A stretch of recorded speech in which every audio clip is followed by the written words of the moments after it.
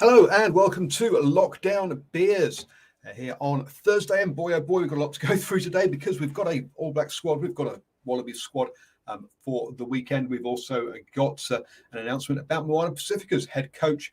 The Pumas have got caught out in New South Wales, which is an issue for them. Naholo has signed for the Crusaders. That's Keith Kinney. We'll talk about that. Yeah, so lots and lots going on. Hope you're all staying safe, folks, and for this lockdown beers. And hope you're all ready to wind down at the end of the day. Just about another minute before you can log out of all your work accounts and shut down as it gets to 5 o'clock. So yes, I'll be opening my beer in 60 seconds. Yes, on the old New Zealand lager again.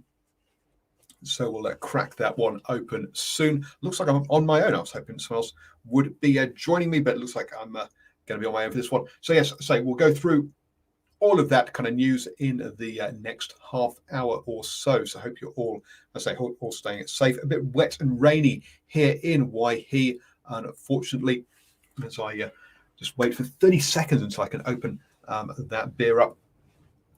Some other things, in light of Gatland's role as director of rugby at the Chiefs, myself and Bo sat down and that's put a show out called Director of Rugby DOR versus HC, talking about the differences between director of rugby and head coach. So that came out today, so you can check that out over at nzsportradio.com. You have to be a supporter for $1 a month.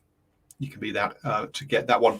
And 59.60, yay, there we go. So catch that show where Bo and I talked about all of that side of things. Here we go, the old famous badly poured beer, leaving all the gas in the glass. There we go. So, and then also tonight at 8 p.m, myself and John O'Connor got to sit down with Springbok Warren Brosnahan and talk about the tactics of the Springboks. I look forward to this weekend's game. Talk also about the URC as well and the state of South African rugby kind of really as a whole. Also his experience of facing the All Blacks and the Haka as well. So do check that one out. That's our broadcast on at 8 p.m. this evening. So let's crack on with the news then. And today, congratulations to Kini Naholo, who has gone and signed up for the gone and got himself a contract with the Crusaders.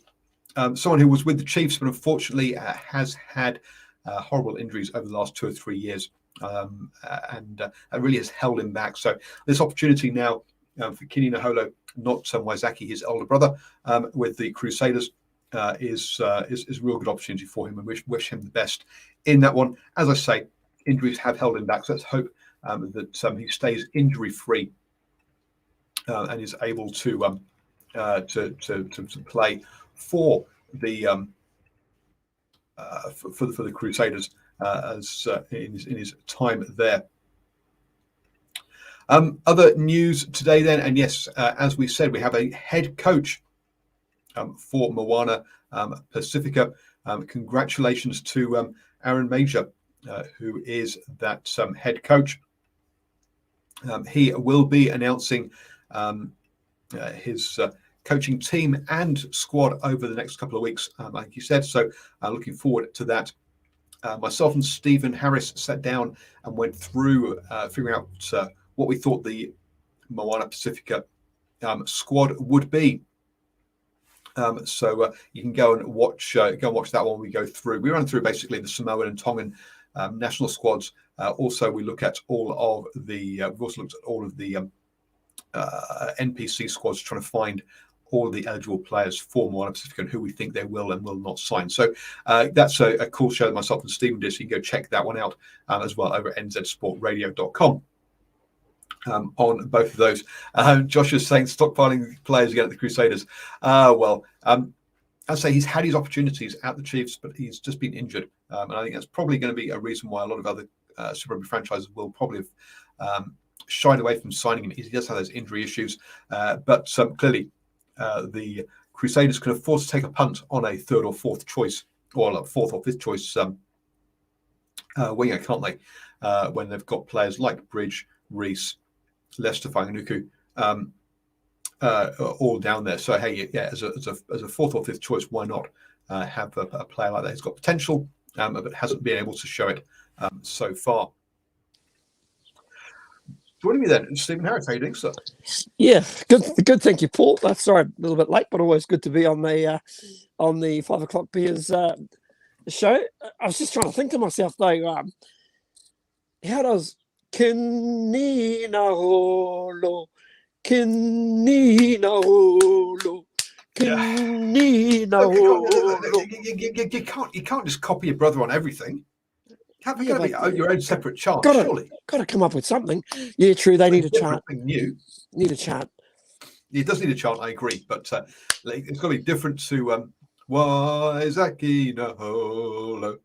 Waizaki Naholo. Waizaki Naholo. Yeah, I like that. We'll see if Waizaki does get a spot somewhere. Do you think he will get a spot somewhere in one of the Super Rugby franchises? Gee, I don't know. He looks okay, but he's not as sharp as he used to be. Yep. You never know. He's quality, you know, and he's experienced as well.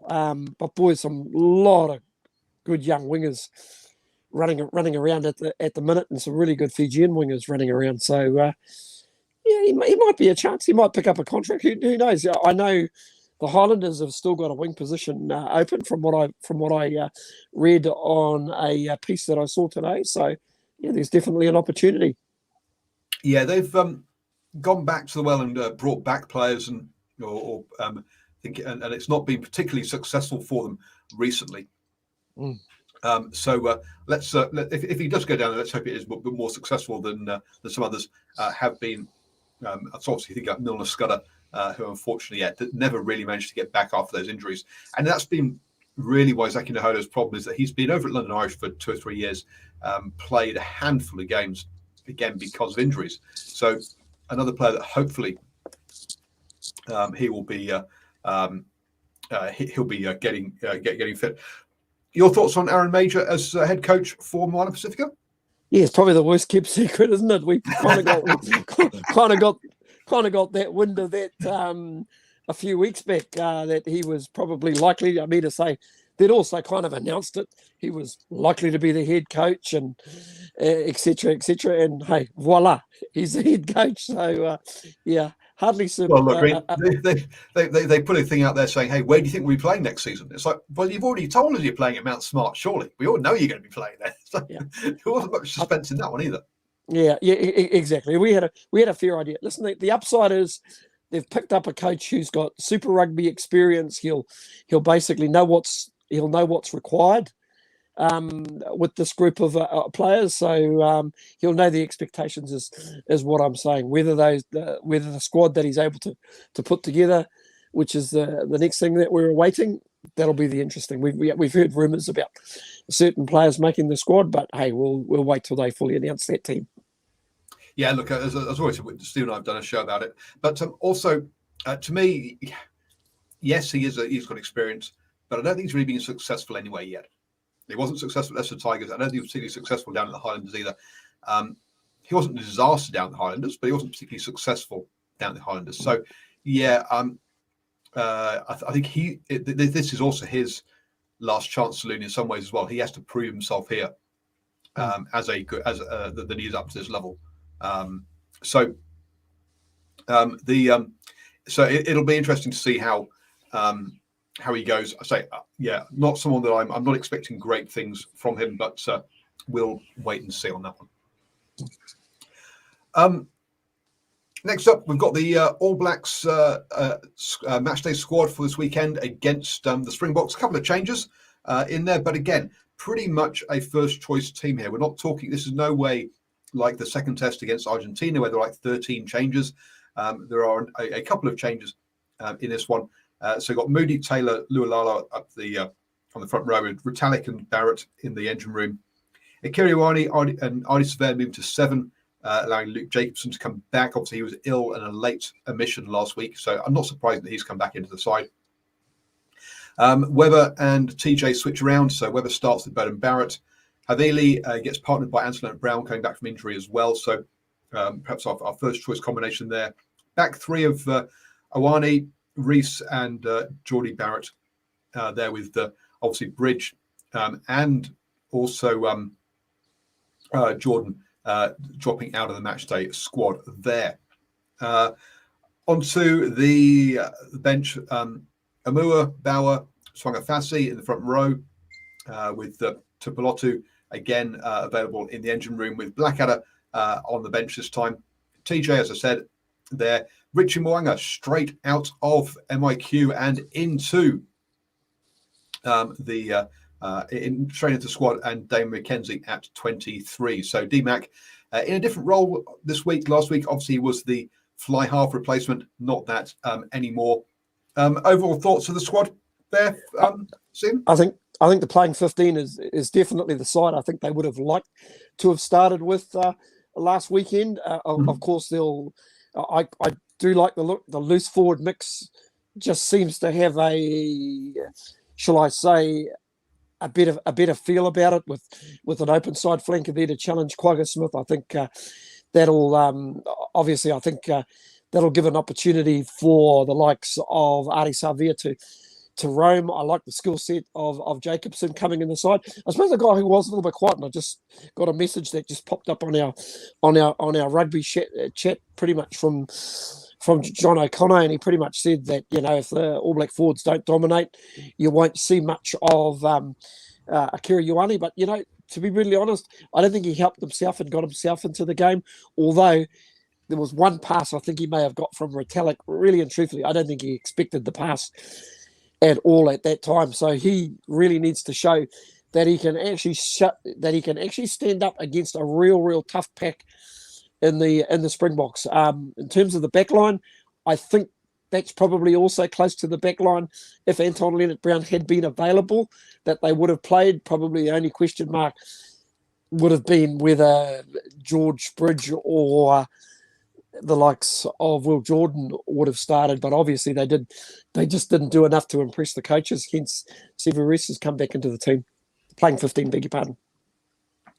Look, I mean, Josh Scott says Akira Ioane last chance to show it against the very top loose forwards. Look, I think Akira Ioane's has got a low credit in the bank at the moment. I don't think it's his last chance saloon by any stretch of the imagination. I think he'll have plenty more opportunities. To be honest with you, the balance of that back row, I'm still not there. I still think they're missing a Kane or a Papialihi in that back row in that one. Josh, you're putting in here that Jordan's being managed. I think he has niggles. Well, there's some rumours going around that Will Jordan has been dropped because he wasn't playing to script, which means maybe he wasn't following the game plan. I think a lot of us are very surprised to see Bridge was pulled and removed, not Will Jordan last weekend. And I think that probably shows you that they were not happy that Will Jordan wasn't following the game plan. Whereas whilst George Reed was making errors, he was following the game plan. So so maybe something there that we don't see that is going on. Good afternoon, John. How are you doing? I'm well, thank you. How are you, fellas? Hey, John. How's it going? Oh, good. And LB said, Rico to 11 makes sense. He was kept quiet last weekend. I think quite a lot of people were kept quiet last weekend because the All Blacks were under pressure and weren't executing with their passes, and so hence they weren't getting into space. So not a big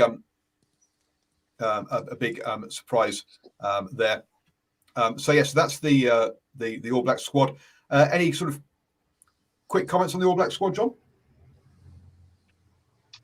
I was surprised, as you mentioned, about the wings. Obviously, there's things we don't know that led them to pick a Bridge.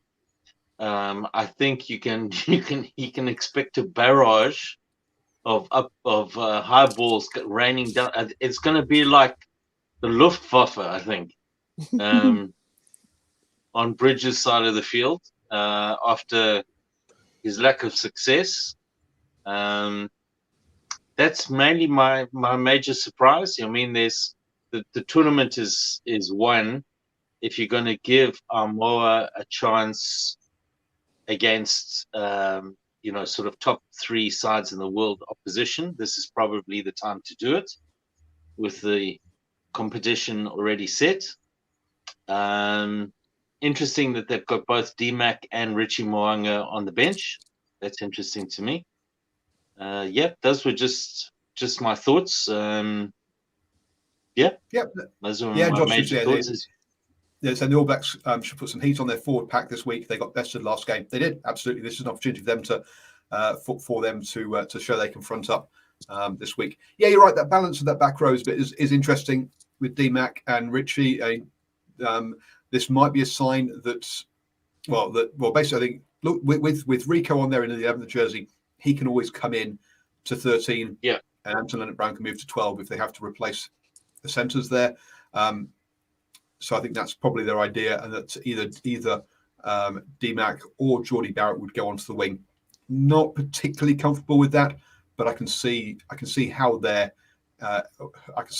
would replace which players if they had to in that one. But you're right. By the way, interesting balance. Is Papali'i still injured? Yes. Yeah, he is. Yeah, okay. Well, he must be. I've not actually seen it written down whether he is or isn't, but I'm pretty sure he is. Yeah. Okay. Because it didn't work. The loose forward trio, at least against the Springboks loose forward trio, didn't work last week. So nope, it looks like Blackadder is paying the price for it, and moving. Who did they see? I see they moved Luke Jacobson in at 8. And are expecting the problems that they had on their own ball when it was on the ground, that Ardie Savia is going to clean that up. Which my thoughts, Paul. I don't think that's a good call, but there we go. Yep, I think it's forced by the cattle that's available.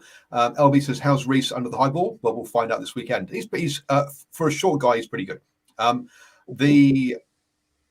I think the big difference breakdown is going to be that players have got to stop, or players are going to have to run clearing out lines rather than support or offload lines all the time. And some of them have got to realise that actually, the clearing out line is going to have to be run more often. And we'll see just less attempts and less offloads, so that you've got players clearing out rather than running past or running to the side of a ruck and then trying to run back round to clear it out where you're too late.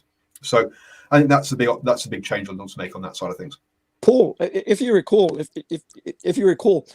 Jacobson actually was named in the team, but pulled out because of a stomach complaint last week. So they're only really going back to the loose forward trio that they originally selected. I actually think Ethan Blackadder actually played a good game. I actually thought he was the best out of the 3 loose forwards, but I think he may have just paid the price simply because he wasn't part of their whatever plan that they had in their original team. For me, the guy that needs to step up though is Akira Ioane. Yep, we've seen him do some fantastic things against the Wallabies and also the Pumas, but we haven't seen him find that same form against admittedly only one game against the Springboks. So I would imagine he's probably got an absolute rocket this week. But on saying that, like I said, the 2 mistakes you looked at, one of them was a pass he wasn't even expected. He was just given a pass, and I think he actually thought he was there to be a support player. But on saying that, you've got to get yourself involved in the game, and he was pretty quiet. I've got to say that even Hoskins Satutu probably added a little bit more energy when he came on the field. Yeah, I mean, Hoskins Satutu is that atypical kicking loose forward that we know. He's. By the way, just a quick thought on that. When Marks comes onto the field, which is normally early doors in the second half, in fact, came on at the start of the second half. At that point, the Springboks have 4 players over the ball that that are not just over the ball, but very strong over the ball. You were talking about needing to run clean out lines, which they weren't doing. But if you've got Marks, Quagga Smith, Sia Khaleesi, and Dwayne Vermeulen will all jackal over the ball and be very difficult to move. You better be on the ball when it comes to cleaning out and be accurate in that, or they will at the very least cause all sorts of slowing down of that ball. Yep, absolutely, and and then just retain that ball to be a big thing. We've also got the Wallabies have announced their squad. I'll be honest, I've not had a good look at this one ahead of the show, so let's just run through it. Slipper, Fainga, and Tupu at the front row. Rodder and Swain in the engine room with Pete Samu at number 6, which is an interesting one. Hooper at 7 and Valentini at 8. Nick White and Quade Cooper running the show with Karevi and Ikitau again in that midfield combination. In the back three of Kellaway, Pataya in for Karevi, who is missing, and Reese Hodge. I think the Karevi one is a enforced replacement. Longren, Bell, and Holmes are forward replacements. Matt Phillip and Sean McMahon. Sean McMahon back, obviously been in Japan, so this is his first time back. Jake Gordon. We've got no. I've gone blank as to the breakout scrum half for the Wallabies this season. James O'Connor and Tom Wright back in positive territory for that one. Thoughts on this squad, John? Well, I'm just wondering whether they're going to play in the green jersey or the other jersey, because I wanted to know if James Slipper would get a jersey to go with his gold card. Not as old. I mean, how old is he now? 38. While you carry on talking, I'll look it up. He's not the oldest player in there. I'll be honest. What are you looking at there? I'm a bit surprised to see Tom Wright come back in. He's had a bit of a shocking one, and I'm also surprised that we've seen Tate McDermott dropped. I think he has been fantastic for them this year. I think that may just be rotation. If there was a chance they could win the tournament, maybe he'd be in there. But remember, he's played solidly every game, and they've also got an end of year tour, so that may just be a rest and giving some time to who they've got. Jake Gordon actually giving him some time in case he's needed. Yep, true. Stephen, your thoughts on the squad for the Wallabies? And one of these days he'll remember to unmute himself. Yeah, exactly. One of these days I'll remember that. I was going to say, the first thing that comes to mind, I think they probably want to keep the momentum going. That's why they've named such a strong side. Mate, there's nothing that really stands out in front of me. I'm delighted for guys like Pete Samu and Darcy Swain, because I think they've actually been both really good when they've come off the bench. And he always said that Sean McMahon is going to come back into the side. Really, I'm more excited about some of the guys that they are basically calling out to come back into the side. Boy, especially their middle row. So for some of these guys like Rodder, Swain, Matt Phillip, I think they're going to have to consistently play well, especially with the likes of obviously Will Skelton, the two brothers that also play over in France, and their names just escape me at the minute. But the two tall, Rory Arnold is the Arnold brothers. You've also got the boy from Western Force who's playing for London Irish as well. So there's some good. They've got some really good big timber to come back. So like I said, I'm excited by the Wallabies. They're trending in the right way, in my opinion. Yeah, to be on a 3-game winning streak is fantastic. And can we just respond to two of LB's comments on the comments line there? Yep. First off, he asked about RG Snyman and said it would be great to have him. I agree 100%, and the Boks would love to have him. Just to give LB an update, the reason why he's not there is he didn't play against the Lions because he was recovering from that terrible fire accident that had happened at a barbecue, and he'd had skin grafts, and he was due to fly out with the Springboks to Australia when there was a family bereavement.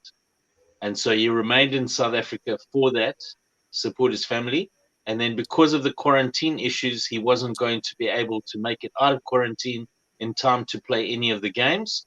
So he flew to Ireland, and he has come off the bench this last weekend, is his first game back. So that's why he's not in Australia. Otherwise, he would have been there. And I think their plan and their hope is that he might be able to join them, depending if he got any game time and how he's trending with his fitness, that he'd be able to join them in the Northern Hemisphere's leg of the tour.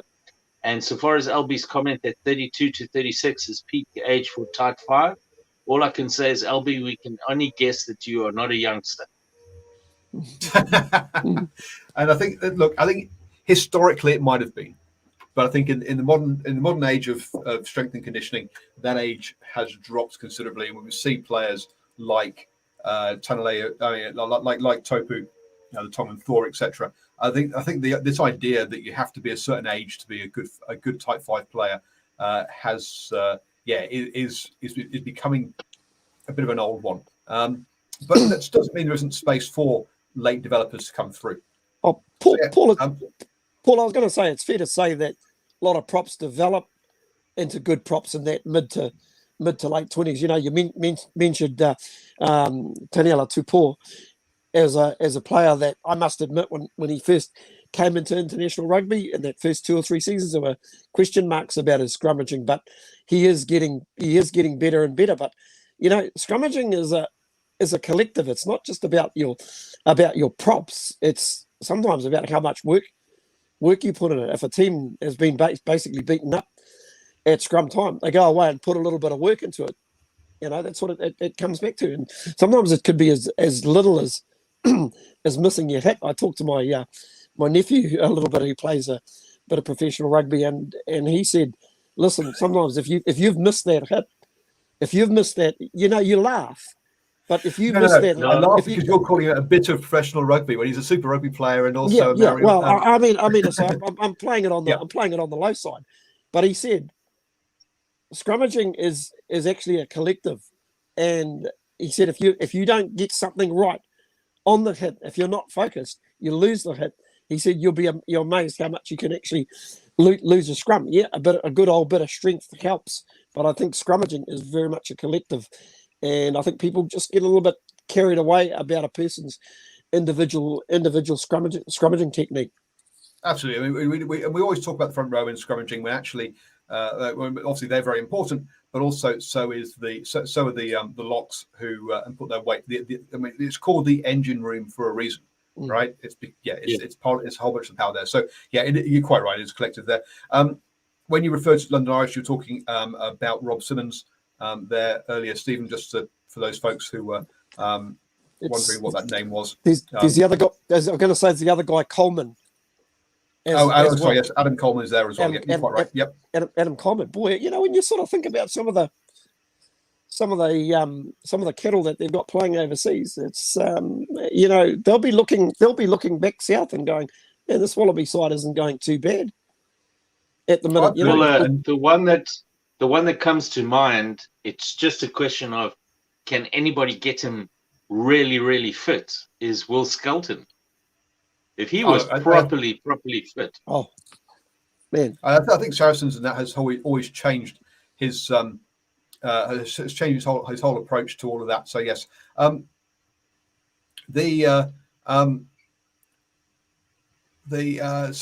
youth obsession is not always good. True. It's about if you're good enough, if you're old enough, as they say. Why won't they start James O'Connor? Look, James O'Connor's just come back from injury. He's had no game time. He's had no warm-up games. You've got Quade Cooper playing well. Why rush James O'Connor back? To be honest with you, That's why I wouldn't bring him on later in the game when defenses are slightly more tired. He has a split second more time, and let him come back into it. So so that's why I wouldn't start James O'Connor, and why I'm happy with him starting Quaid. Look, Quaid's doing a good job. There's no need to rush the guy back. Finally, then, and the whole title of the of this show was, I think, was South of the Border, and unfortunately, we have a bunch of Pumas 6 players and 2 of the support staff or managers popped down into New South Wales from Queensland for a health retreat in Byron Bay, unfortunately, and that means now that they have been now they're stuck in New South Wales because of COVID lockdowns and travel restrictions, and it will not be available for this weekend's games in the Rugby Championship. Sanzar is apparently not very happy, unsurprisingly, because Queensland, the politicians there are very, whilst they've been very accommodating of the various sports, they also expect those sports to follow the rules that they set out. So, for example, the NRL had an issue because one of the players walked out onto his balcony on his own to get some fresh air, and that player got banned because they weren't allowed outside. So you can, I can understand why Sanzar is upset or not happy with this one. LB says, just poor management from the Pumas. It's you've got to say perhaps need to have or better or more local guides, as it were, or local management to help them around the place. It's a bit of a silly mistake, isn't it, Stephen? I can see you're itching to say something. Yeah, listen, I've got to say, the Pumas, like the Springboks, have sacrificed a heck of a lot, and I almost kind of wonder if they've just sort of slipped into this mode of we've only got one game, one game to go, and it'll be interesting to see who the players are. Are they some of the dirties who are not involved in the test team coming up this weekend? Not that I'm making excuses for them, but I'm not going to be too freaking harsh on them for crying out loud. I know it's not great, and it's not a good look. But without these guys sacrificing what to make this tournament happen, we wouldn't even be talking about this tournament. So I'm going to cut them a bit of slack. Look, at the end of it, they've gone down for a health. They've also gone down for a health retreat. They've not gone down partying and to a strip club, right? Yeah. Where did they go? To what? Byron Bay, a health retreat at Byron Bay. Okay, so I mean, get some perspective here about how long the Argentinians have been in lockdown, right? So they traveled with the Springboks, who were considered part of their bubble, even though when they say they traveled, they were on the same plane. Even though once they got to lockdown, they were kept separate. They were in lockdown in South Africa. They'd been in lockdown. They'd been in effective lockdown for, well, I know the Springboks have been in lockdown for 3 months. Right, so they were in isolation in South Africa as well. So and they've still got the Northern Hemisphere tour to come. So I think it might take a little bit of investigation there, and it might not be just as simple. It might be miscommunication, might be language. I think Steve's got a point that cut a little bit of slack here. They have been through a lot. I just feel for Argentina, because if that's all 3 scrum halves that are part of those 6 players, or 3 hookers, or 2 hookers, or whatever it is. I mean, it depends on who those 6 players are that they've lost. It could be, you could see some very funny selections this weekend. Look, there's been some rumours as to who they are. I'm not going to run through that because some of those rumours have been officially said no, that's not true.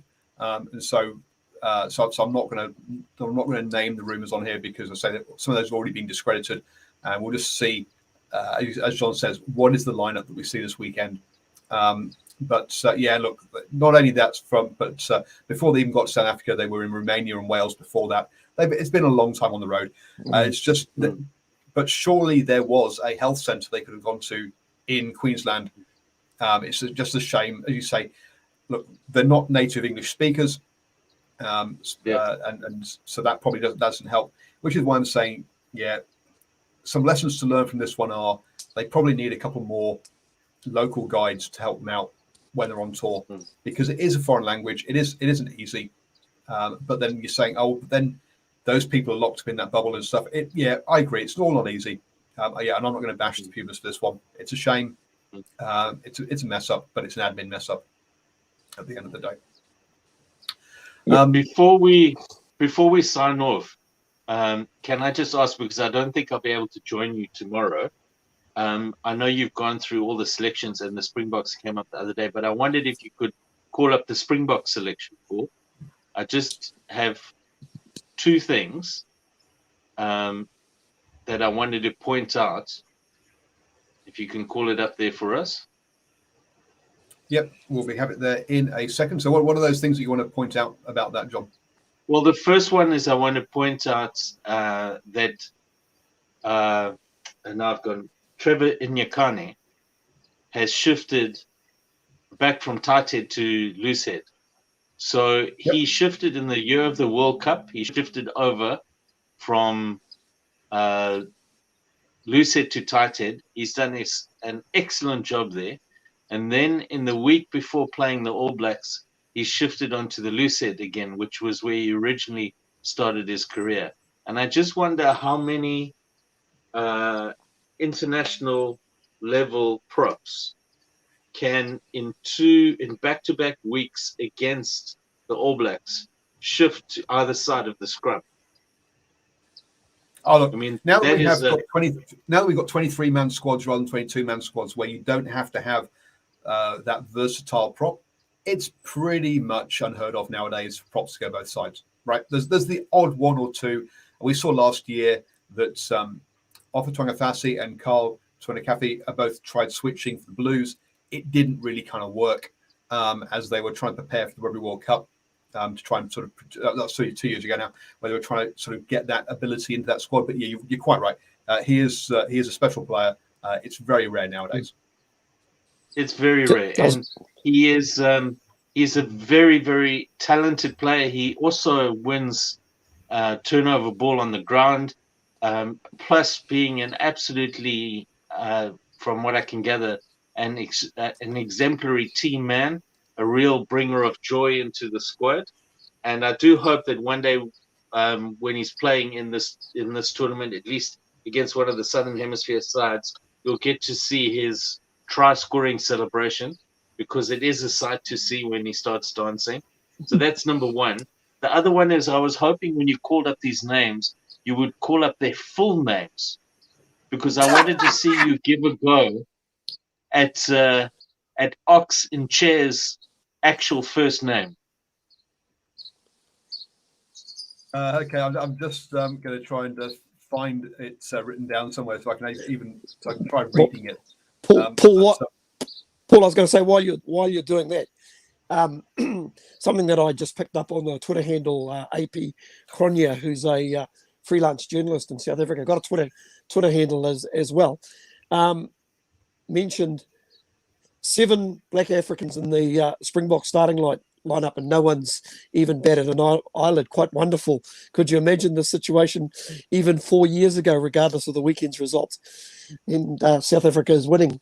So I thought that was a good tweet as well. But that's awesome. He also mentioned Trevor Nakanya as well, also starting on both sides of the scrums. And I think that's pretty amazing. Like we've seen we've seen Ofa Tuangafasi move to both sides of the scrum, but I don't think he's quite mastered it, if you know what I mean. I still think he's got question marks propping on both sides. But yeah, it is, when you think about it, even with some of the modern day All Black props, and I'm talking about the Franks brothers and even Joe Moody, who's a specialist loose head. No, there are not too many guys that can go into both sides of the scrum and be equally as destructive.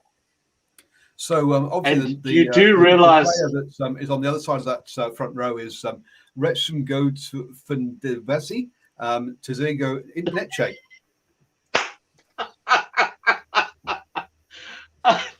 please, can you put it up there for us, Paul? It's The there. actual full. Oh, is it there? Sorry, my screen is frozen. So yes, also known as Ox, which by the way is a very precious nickname in South African prop folklore, because of course Osdurant, Os is the Afrikaans word for ox, so it's a big thing to be given that nickname. So yeah, I don't have it in front of me to check my pronunciation. I don't know if can you guys still hear me? Yeah, we can hear you. Yep. Okay. But it's Retse Legeditsve, something like that, in Che. I wish I had it up so I could read it and make sure I got it right.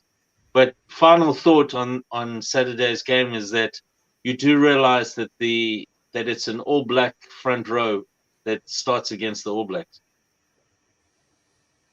Yeah, true. Yes, Yep. yes. As you were saying, there's as Steve would say, yeah, seven black players in the squad, and yeah, and historically we've seen black players as kind of wingers, but no, we're seeing them across the park now, forwards and backs. It's great to see. And I don't know if there's ever been an All Black front row that started against the All Blacks. I can't think of any other team that would have that. But Maybe Fiji. Oh, okay. Yeah, Careful. sorry. Yes, you're right. Yeah, Careful. Careful. Anyway,